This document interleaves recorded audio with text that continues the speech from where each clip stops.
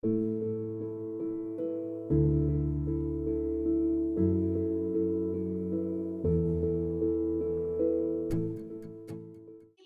a empezar a clasificarlas en los tamaños. Entonces, las macroporosas de más de 100 micras y usualmente pues los poros de más de 75, por el tamaño de los fibroblastos y lo que ya les mencioné, permiten el paso de las células inmunes, permiten que se dé la angiogénesis, que migren los fibroblastos, que se forme colágeno. Usualmente pues se forman de polipropileno y poliéster, y entre más grande es el poro, las mallas son de menos densidad. Las microporosas de menos de 75 micras, entonces son encapsuladas del tejido circundante. Ahorita les vamos a mostrar cómo se hace esto. No permiten que entren las células ni los vasos pues a la malla por su tamaño, y usualmente son de más densidad que las macroporosas. En cuanto a la densidad, también vienen clasificadas. Las que son de baja densidad, menos de 40 gramos por metro cuadrado, entonces menos inflamación, menos dolor crónico, pero se fracturan un poquito más. Las de densidad media, de 40 a 60, unos poros más grandes, menos infección y menos fractura que las de baja densidad. Y las de alta densidad, de más de 75, más dolor crónico, el paciente sí puede referir algo de sensación de la malla y pues se fracturan menos. Cuando voy a hacer una reconstrucción de la pared, si la herida es limpia, puedo usar permanentes de alta densidad. Esta es como otra clasificación, que a diferencia de la otra usa otros valores, que es 80 de alta densidad, de media de 50 a 80, baja densidad de 35 a 50 y muy baja, menos de 35. Entonces acá, como para entender un poquito cómo funciona, las prótesis de alta densidad, de más de 80, tienen un poro más pequeño, ellas son más rígidas, tienen menos elasticidad, menos compliance y pues más residuo de cuerpo extraño. Las de baja densidad, de menos de 80, que ahí estarían incluidas las de media, un poro un poquito más grande, como se muestra acá, menos rígidas, mayor elasticidad, mayor compliance y menos sensación de cuerpo extraño para el paciente. Pasemos entonces a las absorbibles.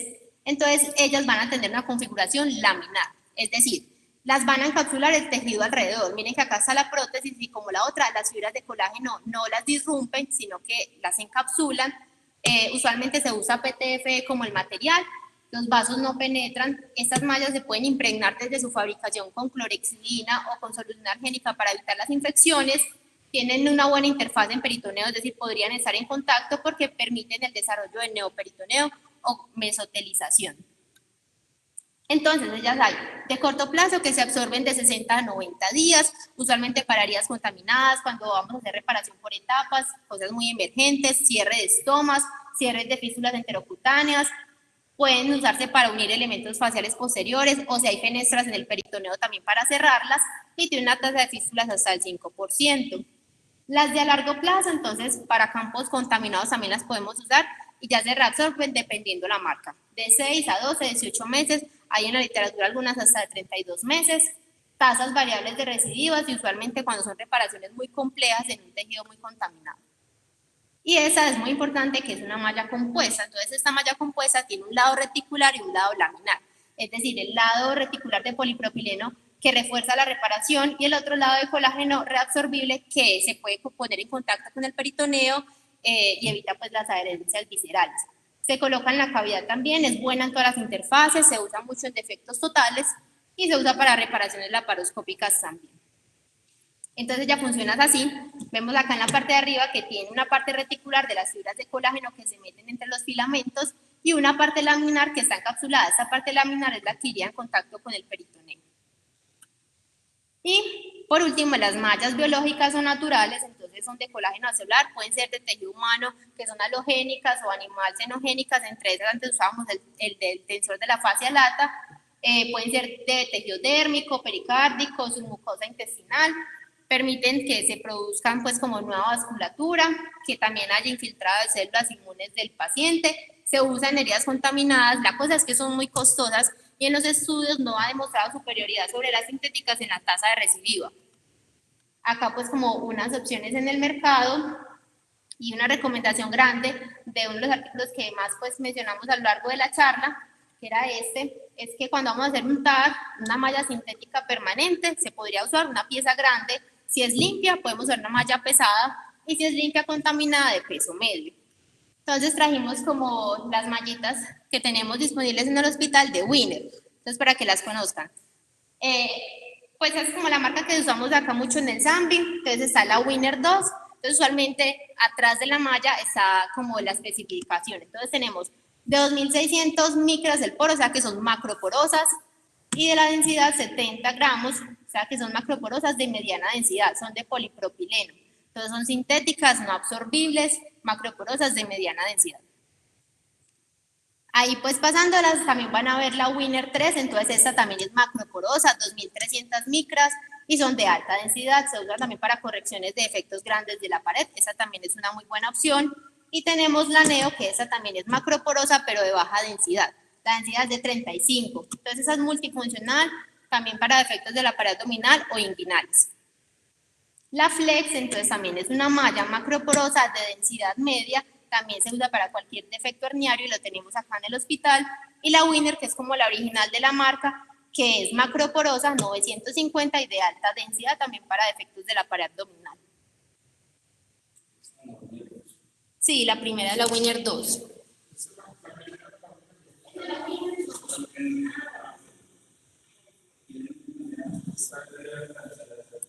Bueno, ahora la pregunta que nos trae aquí a la charla es ¿qué hacer en caso de que una malla se sobreinfecte? Y qué estrategias de salvamento o qué especificaciones y qué características podemos encontrar en las mallas que se pueden salvar. Entonces, con respecto a la infección de las mallas, hay una definición poco clara. Unos dicen que es salida de material purulento a través de la herida quirúrgica en donde se haya instalado un material protésico. Otros simplemente hablan de un seroma persistente. Otros hablan de la extrusión de la malla. Entonces, realmente la infección protésica no tiene una definición clara y dependiendo del grupo quirúrgico que esté manejando esta condición, se dan las definiciones. Es una complicación potencialmente devastadora.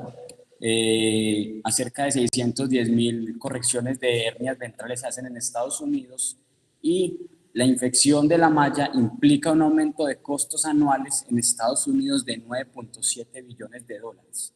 Esto va a implicar procedimientos adicionales, discapacidad para el paciente e impacto negativo en la calidad de vida.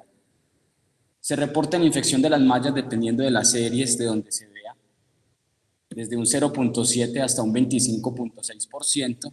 En pacientes que son llevados a cirugía mínimamente invasiva, la tasa de infección baja del 1 al 3% y la media de aparición de una infección de una malla es de 19.9 meses. La herencia bacteriana y la capacidad de aclaramiento va a variar acorde al material protésico que se usa en la reparación. Por lo general se dice que una malla monofilamento macroporosa tiene menor tasa de infección en comparación con las mallas multifilamento microporosas. Y la posición de la malla también va a ser un factor determinante en el salvamento de esto. Hay unos factores de riesgos para infección de la malla, entre ellos que el paciente esté inmunosuprimido, la colonización por estafilococos aureus, los pacientes con diabetes mellitus, pacientes con uso de tabaco y los pacientes con índice de masa corporal mayor de 30. En cuanto a la microbiología, se reportan hasta 70-80% de colonización e infección de la malla por estafilococos aureus, hasta un 50% de estos son MRSA y se va a generar un biofilm, más o menos la fisiopatología que ocurre en la colonización e infección de la malla es la generación de un biofilm. Inicialmente, estas bacterias van a tener unos mecanismos de adhesión intercelulares. Posteriormente, estas bacterias ya adheridas se van a fijar a la malla por otro tipo de uniones que componen el fibrinógeno, la vitronectina y el factor de von Willebrand. Posteriormente va a haber un crecimiento bacteriano, va a haber también un componente extracelular, se va a generar una matriz extracelular que le va a dar más adherencia de las bacterias a la malla y posteriormente va a haber un despegamiento de esas bacterias que van a colonizar la extensión de la malla.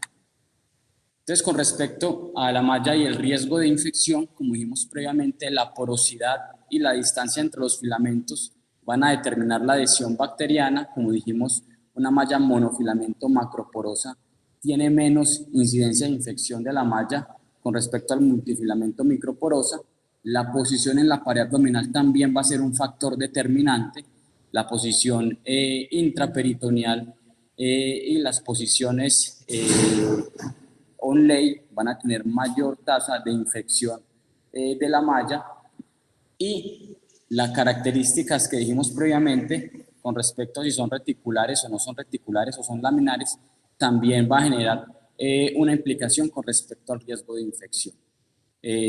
Por ejemplo, el PTFE no va a eliminar la contaminación bacteriana, no va a haber una integración de la malla y se va a generar un neoperitoneo en el cual no va a haber una adecuada llegada del manejo antibiótico a esta localización.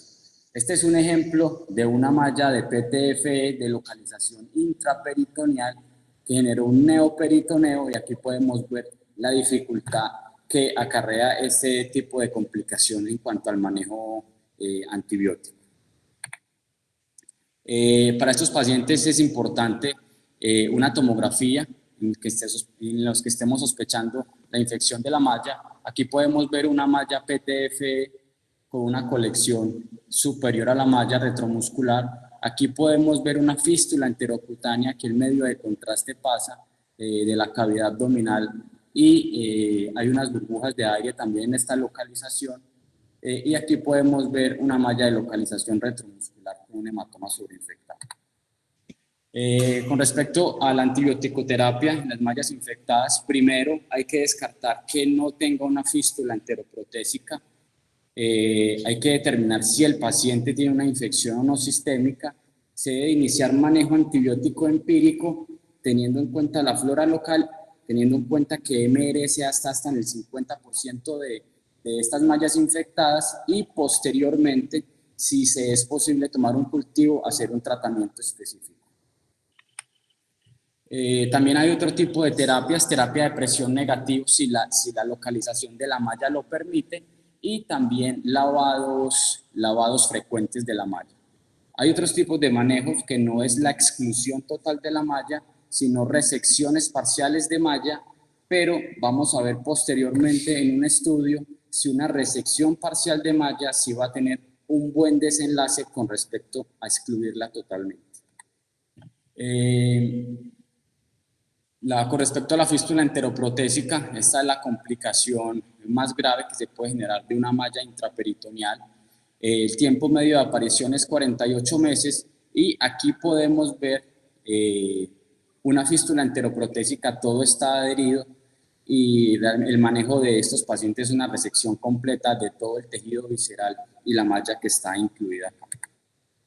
Entonces traímos un estudio del 2022, un estudio de la Universidad de Carolina del Sur, realizado entre 2006 a 2018. Es un estudio retrospectivo en el cual se recogieron 213 infecciones de mallas de 193 pacientes llevados a reparaciones de hernias ventrales.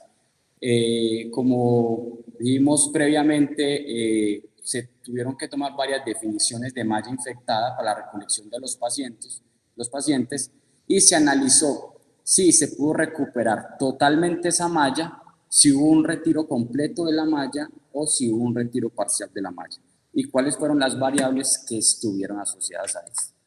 Entonces, la tabla número 1 podemos ver, en total fueron 203 infecciones de malla, la mayoría de pacientes fueron mujeres. La clasificación principal de la ASA fueron ASA 3, los pacientes tenían un índice de masa corporal mayor de 30, el 40% eran diabéticos, el 13% tenían enfermedad pulmonar y el 28% eran fumadores.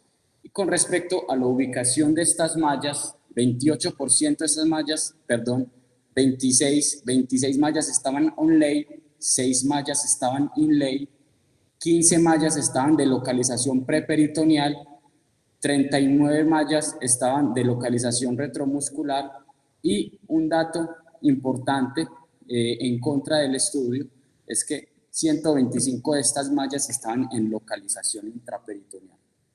Con respecto al tipo de malla usada, La mayoría de mallas fueron permanentes, 116, 86 pacientes, 12 mallas fueron biológicas y desconocidas por la recolección de la historia clínica, 14 mallas. Con respecto a la clasificación de la herida en esas hernias ventrales, la mayoría fueron limpias, 138, 43 pacientes tenían heridas limpias, contaminadas o sucias. Entonces, con respecto al resultado de las mallas, el 46% de estas mallas eran de polipropileno, el 18.9% eran de poliéster, el 19.8% eran de PTFE, el 30.2% eran mallas compuestas. De todos estos pacientes, en 53 pacientes se pudo obtener cultivos, en 63% de estos pacientes los cultivos fueron positivos y el 64% tenían cultivo positivo de Staphylococcus aureus MRSA. El tiempo medio para la aparición de la infección de la malla fue de 32 meses. Con respecto al manejo, entonces 55% recibieron manejo antibiótico, eso fueron 106 pacientes, el 21% tuvieron salvamento de malla en quienes recibieron ese manejo antibiótico, 13.6% fueron llevados a drenaje, 34% de estos pacientes tuvieron salvamento de la malla, 39% de los pacientes hubo apertura de la piel y cuidados de la herida, de estos un 18.8% tuvieron salvamento de la malla, 21% de estos pacientes fueron llevados a terapia de presión negativa y un 34% de estos tuvieron salvamento de la malla. Este es el número de pacientes que debutaron con fístula enteroprotésica. En total fueron 38 pacientes, la presentación menos de 24 meses fueron 20 pacientes y la presentación en más de 24 meses fueron 18 pacientes. Se presentó más en mallas compuestas, entonces esto empieza a quitarle un poco de validez a las que si las mallas compuestas pueden estar en aposición contra las vísceras, vemos que la mayoría de las fístulas enteroprotésicas se desarrollaron con mallas compuestas. Y la mayoría fueron de localización intraperitoneal, pues por causas obvias. En total, se retiró la malla en 85% de los pacientes. En total, la exclusión completa de la malla se dio en 165 pacientes y la exclusión parcial en 17 pacientes. Y se lograron rescatar 14.6 mallas, por ciento de mallas. Entonces, con respecto al análisis de recurrencia de la hernia, entonces vamos a ver qué pasó con esos pacientes en quienes no se retiró la malla. Una malla en quienes se pudo recuperar malla intacta, también hubo recurrencia, pero fue baja. La recurrencia fue del 16%, pero si vemos las causas del por qué hubo recidiva herniaria, 3 de esos pacientes tenían una malla liviana, 1 recurrió, pero con una hernia parostomal, y 1 recurrió de una malla de un tejido cadavérico. La recurrencia en pacientes con extracción completa fue del 47.8% y un dato muy importante, y es que la recurrencia de la extracción incompleta, la extracción parcial, es similar a la extracción completa, del 46.7%. Eso nos está queriendo decir que este tipo de abordaje, de tratar de excluir parcialmente la malla, también tiene la misma tasa de recidiva que la extracción completa. Entonces nos quedamos a veces tranquilos con una extracción parcial de la malla.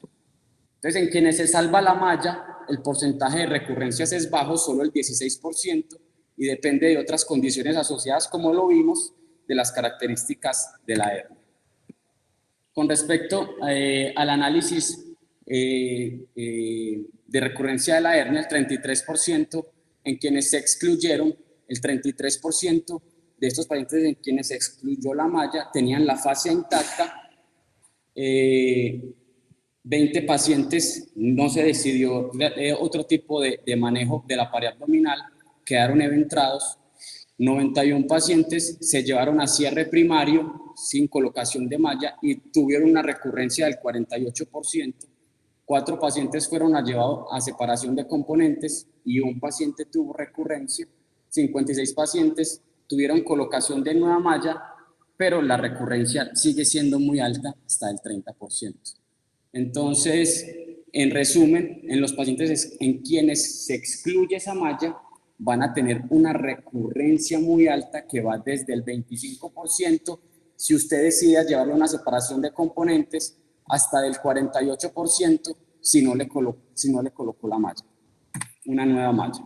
Entonces, con respecto a las características de la malla de estos pacientes, aquí podemos evidenciar que los pacientes que tenían malla macroporosa de polipropileno fueron los pacientes en quienes más se pudo rescatar la malla, y también tenía relación con respecto a la localización de esa malla. Entonces, lo que podemos ver acá, pacientes malla de polipropileno en una posición on-lay, se rescataron 4 de 6, pacientes en una localización preperitoneal se rescataron 2 de 3, pacientes en una localización retromuscular se rescataron 20 de 27, y pacientes con esa malla, esas características, con localización intraperitoneal, no se pudo rescatar ninguna malla.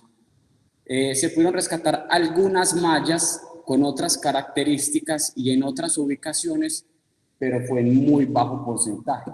Entonces aquí podemos ver que la característica y la posición de la malla es determinante en el salvamento. Y aquí es casi la misma tabla, pero aquí nos están sumando pacientes que fueron llevados a salvamento completo o a resección parcial, y nos muestran casi los mismos números, un poquito más para las mallas macroporosas de polipropileno.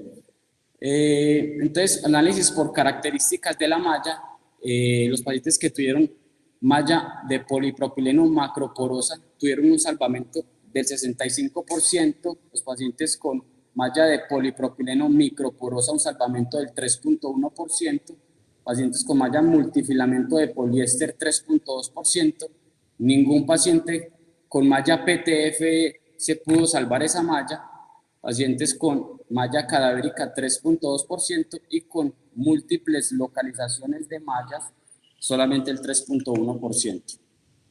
Y el análisis por posición de la malla, entonces aquí lo que podemos ver es que una localización extraperitoneal se pueden salvar hasta un 28.9%, y si está localizado a nivel retromuscular hasta un 58%, y si es con salvamento parcial de la malla hasta 86.1% de esas mallas se pudieron salvar.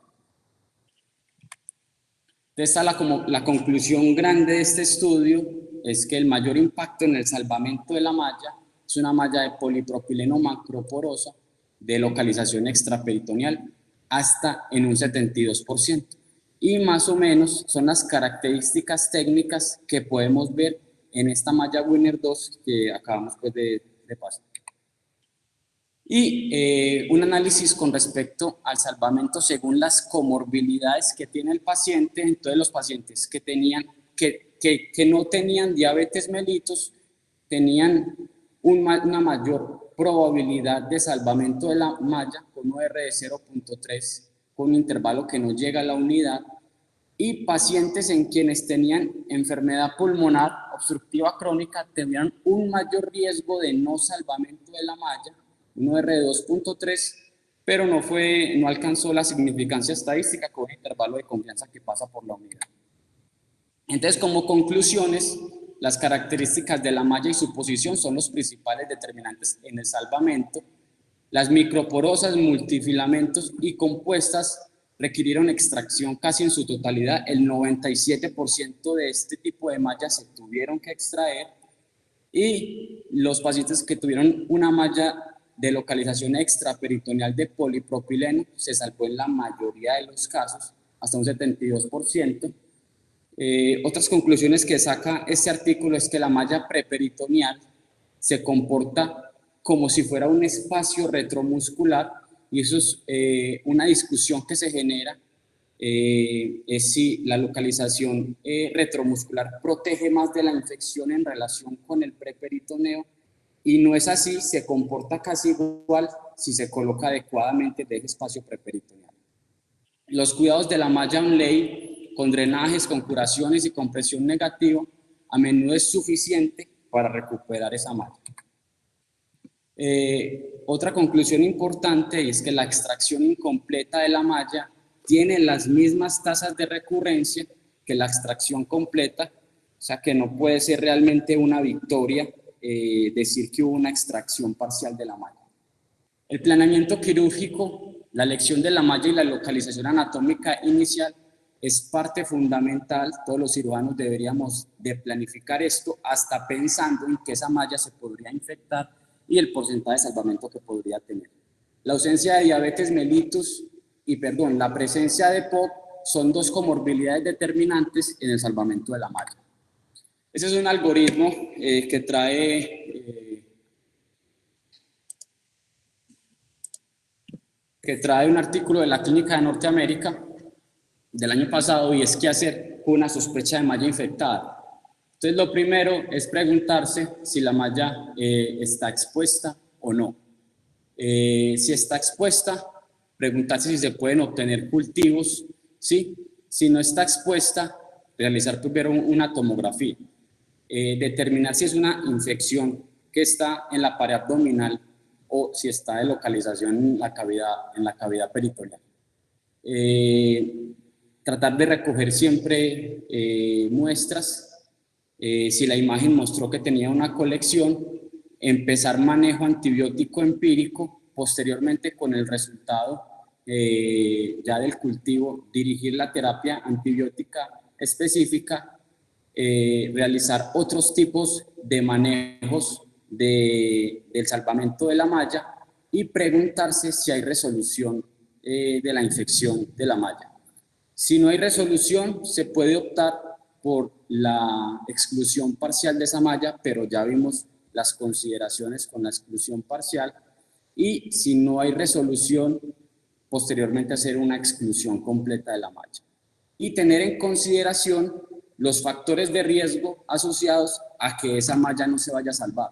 Si es multifilamento, si es PTFE, si tiene otras comorbilidades como ya las dijimos previamente, si tiene una fístula enteroprotésica asociada. ¿Qué otras herramientas podemos tener para el salvamento de la malla? Entonces, una está la impregnación en solución antibiótica antes de colocar la malla, es una opción. Otras son mallas con recubrimiento antibiótico, como esta malla Gore Dual Mesh, que es una malla de PTFE con recubrimiento de vancomicina. Y con respecto a la impregnación de solución antibiótica, hay un estudio del doctor Novinsky del 2012, en el cual él comparó impregnar malla con antibiótico, con vancomicina de poliéster, polipropileno, colágeno de poliéster y una malla compuesta. Entonces, los resultados que él obtuvo es que cuando tomamos las mallas con PTFE, recubiertas o no, impregnadas o no con vancomicina, hubo una disminución de la contaminación por estafilococos aureus de un 55% a un 0%, cuando la malla era de poliéster, una de PTFE y de poliéster. Cuando la malla era una malla de polipropileno, hubo una disminución de la infección del 75% al 20%, y cuando era una malla compuesta, hubo una disminución de la colonización del 80% al 70%. Aquí podemos ver esta microfotografía en la cual vemos el control de la malla, no se ve muy bien, el control de la malla antes de colocarla, el control de la malla sin impregnación de vancomicina, se puede ver cómo se va formando el biofilm, y la malla con impregnación de vancomicina, se puede observar acá cómo disminuye la colonización. Listo, eso es lo que teníamos para hoy, profe.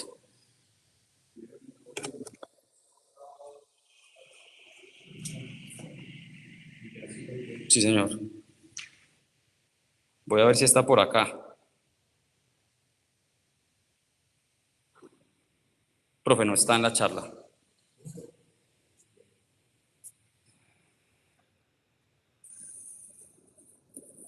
La experiencia particular que hemos tenido aquí en los pacientes que les hemos hecho infección de la malla, que afortunadamente no son muchos, solamente hemos tenido que excluir de manera definitiva 2 mallas, y esas mallas han sido de localización on-lay, porque se acompañan inicialmente, aunque el origen del sitio es una infección profunda, miofacial y de la malla, se exteriorizan a través de un ISO superficial, que primero lo engaña a usted, si no le toma la tomografía. Entonces, en esas tomografías hemos evidenciado que eran pacientes a los que les habíamos colocado una malla retromuscular, y para nosotros quedar más tranquilo y darle más fuerza a la pared, le colocamos también una malla on-lay.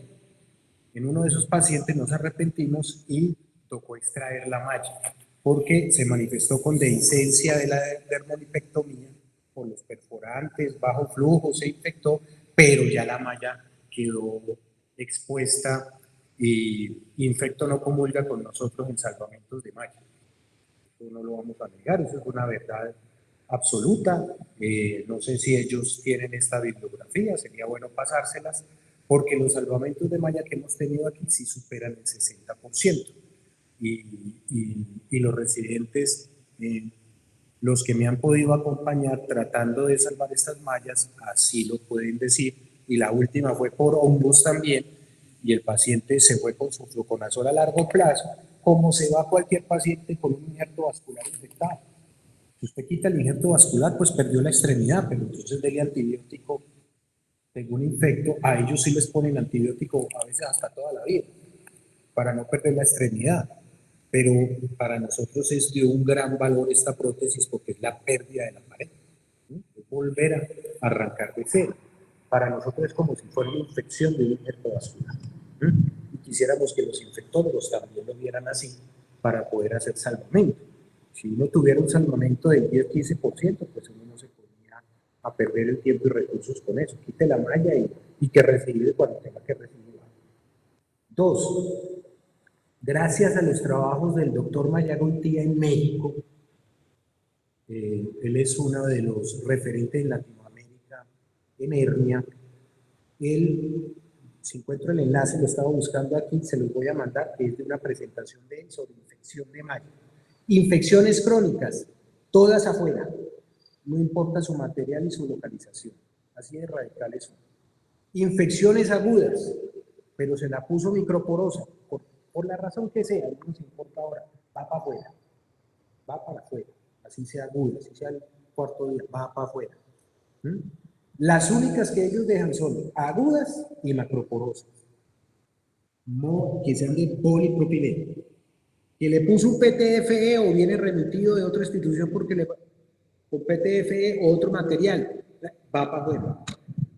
Y ellos lo sacan de la infección, de la sepsis, y en 3-6 meses vuelven e intentan la reconstrucción.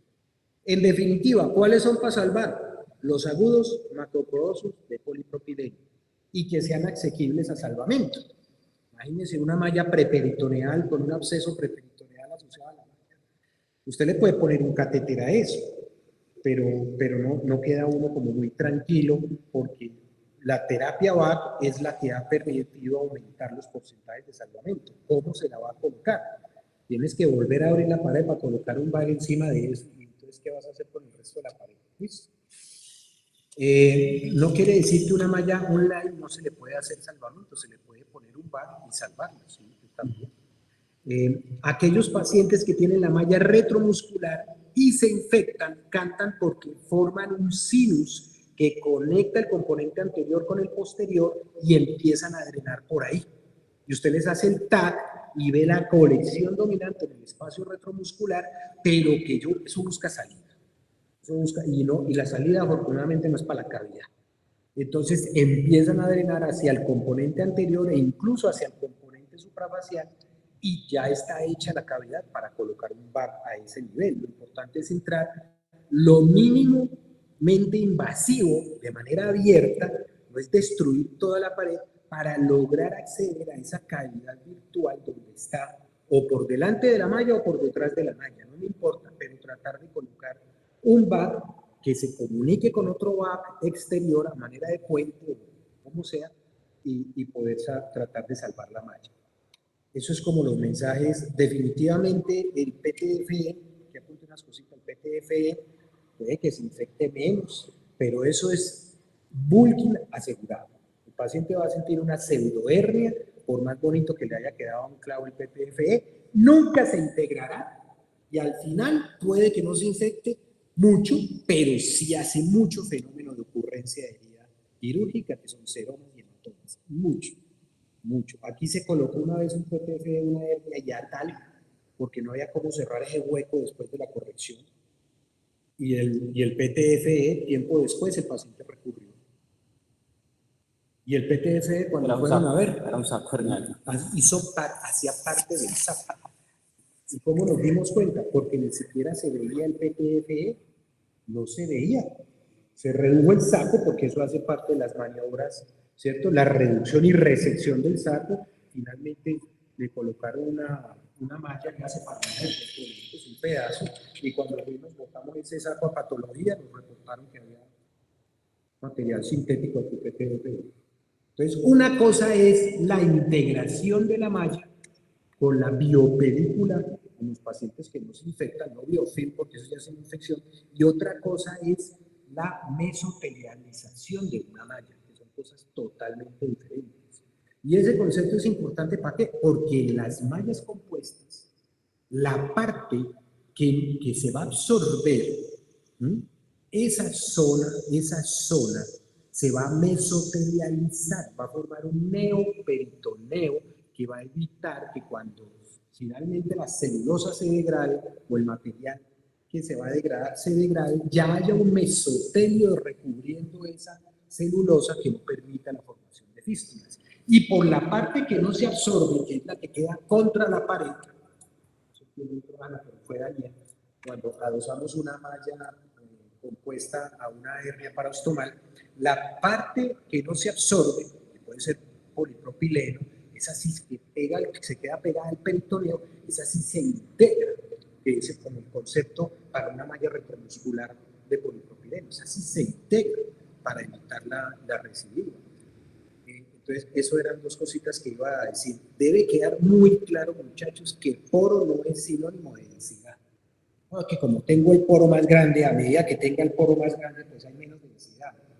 No, señor, la densidad depende de los multifilamentos que finalmente dan el peso de la malla, no de los huecos que tenga, que tan grandes tengan los huecos en la malla. Si no, mire la Winner 3.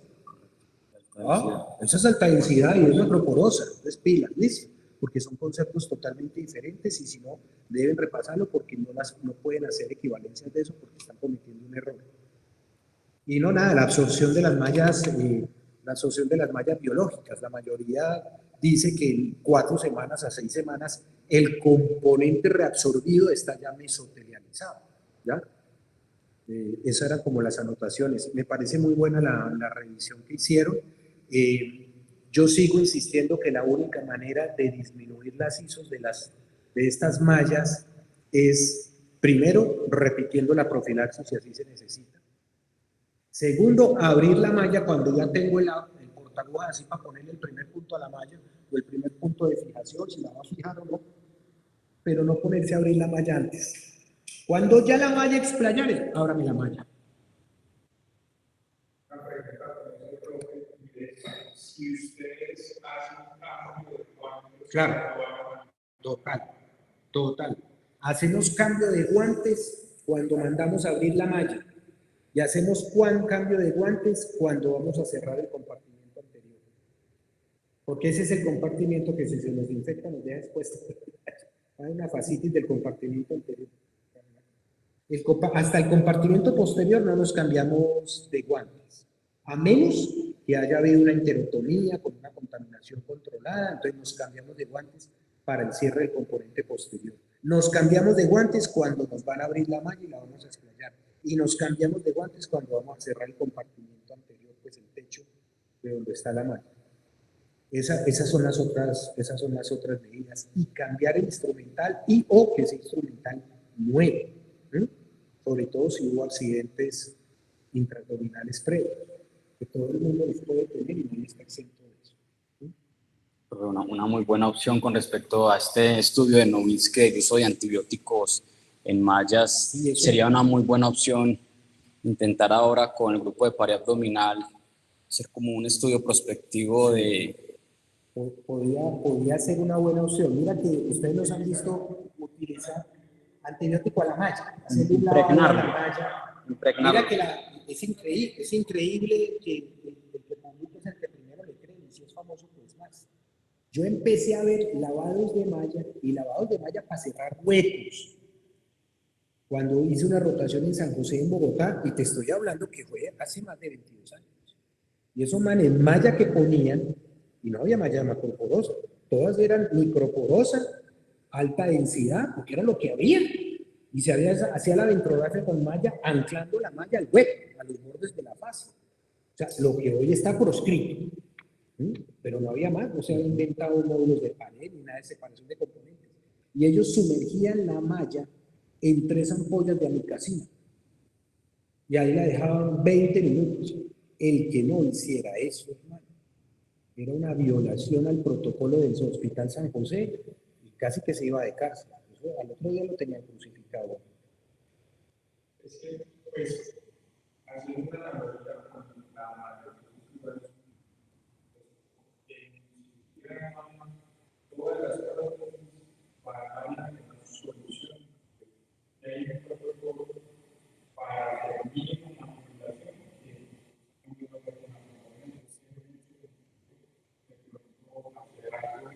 con banco antibiótico. Eso ya está, pues,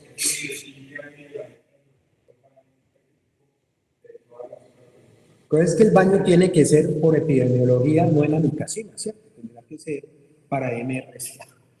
Tiene que ser en vancomicina. Porque la epidemiología te está diciendo, es que el 60% o más es por él.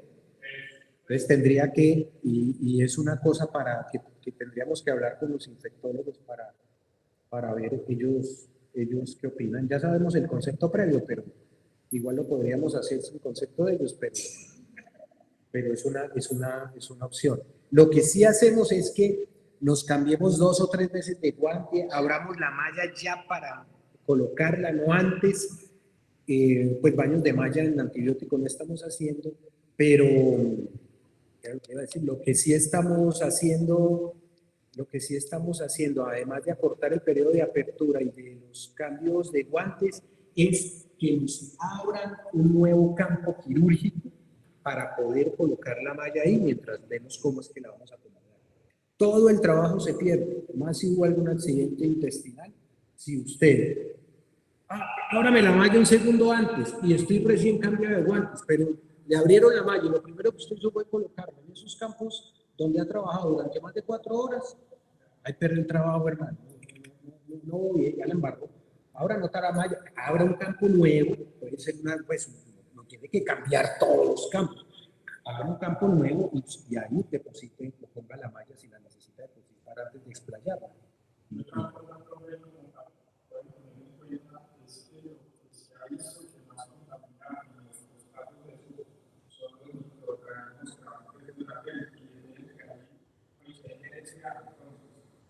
Evitar el contacto con la piel del paciente. Cuando la vayan a poner, nosotros tenemos nuestras sistemas para poner es una para porque si la masa no es fácil y eso es lo que con estamentos. La otra es el concepto de la preasepsia, ¿cierto?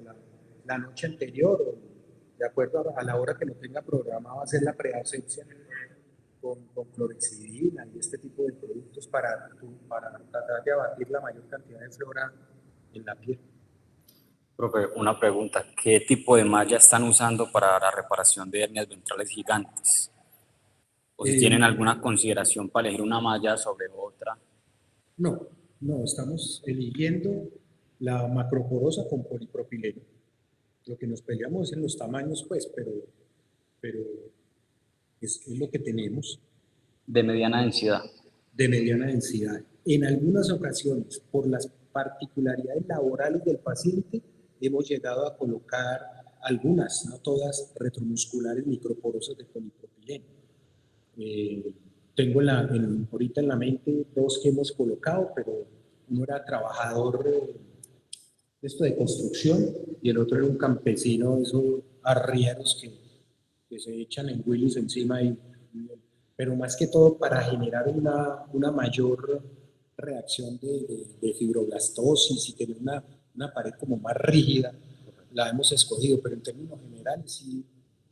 Yo personalmente prefiero tener dentro de usted un macroporo o un microporo, definitivamente. Y si tengo un macroporo que es de alta densidad, que ya la tenemos con la línea 3, prefiero irme con eso. Listo, profe. Muchas gracias, profe. Bueno.